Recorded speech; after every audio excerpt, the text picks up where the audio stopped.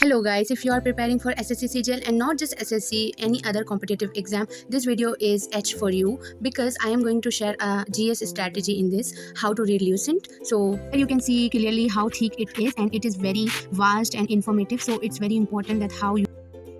आपको हर line important लगेंगी but her line को आप याद तो नहीं कर सकते और आपको याद भी नहीं होंगी, तो आप यूज़ कर सकते हैं हाइलाइटर या कुछ ऐसा चीज़ जो कि आपको लर्न नहीं होंगी बट आपको करना है हाईलाइट वही चीज़ें जो आपको याद नहीं होंगी, जैसे कि मैंने यहाँ पे पूरी चीज़ को, और आपको एक ही मार्कर यूज़ करना है या हाइलाइटर यूज़ करना है, नहीं तो आप ख़ुद कंफ्यूज हो जाएंगे कि आपने किस चीज़ में। तो मैंने यहाँ पे पूरी बुक को ना ऐसा हाईलाइट करके रखा है कि कौन सी बुक कौन सी चीज़ मेरे लिए इम्पोर्टेंट है, तो और एक ही हाइलाइटर की मदद से मैंने पूरा यहाँ पे हाईलाइट करके रखा है, जिससे मुझे, और जो इम्पोर्टेंट नहीं है आप डायरेक्ट बिल्कुल, और एक बॉक्सेस में यहाँ पे दिया हुआ रहता है जो कि एकदम नोट फॉर्मेट में रहता है। तो आपको इससे क्या करना है, यहाँ पे हिस्ट्री, ज्योग्राफी, साइंस, इकोनॉमी और सारे जीके के जो भी सब्जेक्ट है जो कि सीजीएल में पूछते हैं या अदर कॉम्पिटिटिव एग्जाम में पूछते हैं, मैंने सारे यहाँ पर लिख दिया है। फिर उसके लिए मैंने यहाँ पे सारे सब्जेक्ट लिख दिए हैं, इकोनॉमी, हिस्ट्री, पॉलिटी, साइंस, सब जो कि अदर कॉम्पिटिटिव एग्जाम में पूछते हैं और सीजीएल में भी। और आपको यहाँ पे उनका पर्टिकुलर सिलेबस लिख देना चाहिए, बट सिलेबस तो नहीं दिखता है because it is not given in that notification or something, so you have to prefer a lecture or a video lecture by sir, so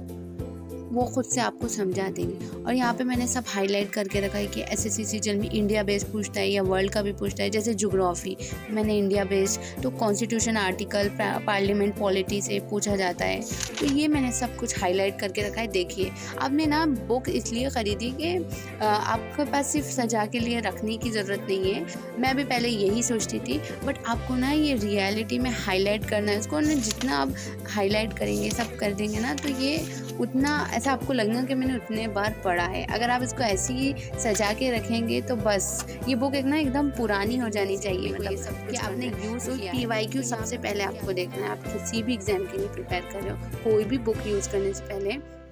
आपको पीवाईक्यू देखना पड़ता है। तो पीवाईक्यू देखे बाद आपको ये बुक एकदम अच्छे से समझ में आएगी कि आपको ये किस लिए पढ़ना है और क्यों पढ़ना है और कौन सी इम्पॉर्टेंट है। तो फिर आप जब पढ़ोगे तो आपको एक्चुअल में दिखेंगी कौन सी चीज़ें इम्पॉर्टेंट है, तो आप ऐसा हाईलाइट कर सकोगे। तो फिर मैंने दूसरे नंबर पे यहाँ पे लिखा है कि आपको इसके नोट्स नहीं बनाने, आपको सिर्फ हाईलाइट करना है यही बुक में। फिर आपको इसको टाइम देना पड़ेगा क्योंकि ये बहुत ठीक है, आप देख ही सकते हो। और आपको है ना, चौथी चीज़ क्या है कि आपको कुछ भी हाईलाइट करना है और कुछ भी अगर आपको इम्पोर्टेंट लगता है तो आपको यही अंडरलाइन करके लिखना पड़ता है। अगर नहीं तो आप ऐसा पेज स्टिकी नोट्स की हेल्प से ऐसा लगा दीजिए। कुछ कंसेप्ट में विजुअल नहीं है तो आप ऐसा कुछ बना के, कार्टून बना के आपको याद कर सकते हो। ऐसा आप ऐसे नोट फॉर्मेट में कुछ तो भी लिख सकते हो जिससे आपको याद रहेगा। बस आपको हाईलाइट ही करनी है चीज़ें, तो बस आपको इतना ही करना है। अगर आप चाहते हो कि आपके ज़्यादा से ज़्यादा मार्क्स आए जीएस में, तो फिर तो आपको ये बुक करनी चाहिए डेफिनेटली, और हर कॉम्पिटिटिव एस्पिरेंट के पास ये बुक होनी ही चाहिए because this is a most important and not formative book that has a lot of content in it, but it takes some times, और ये टाइम मांगती है, तो आपको टाइम देना पड़ेगा इसे। तो दैट्स ऑल फॉर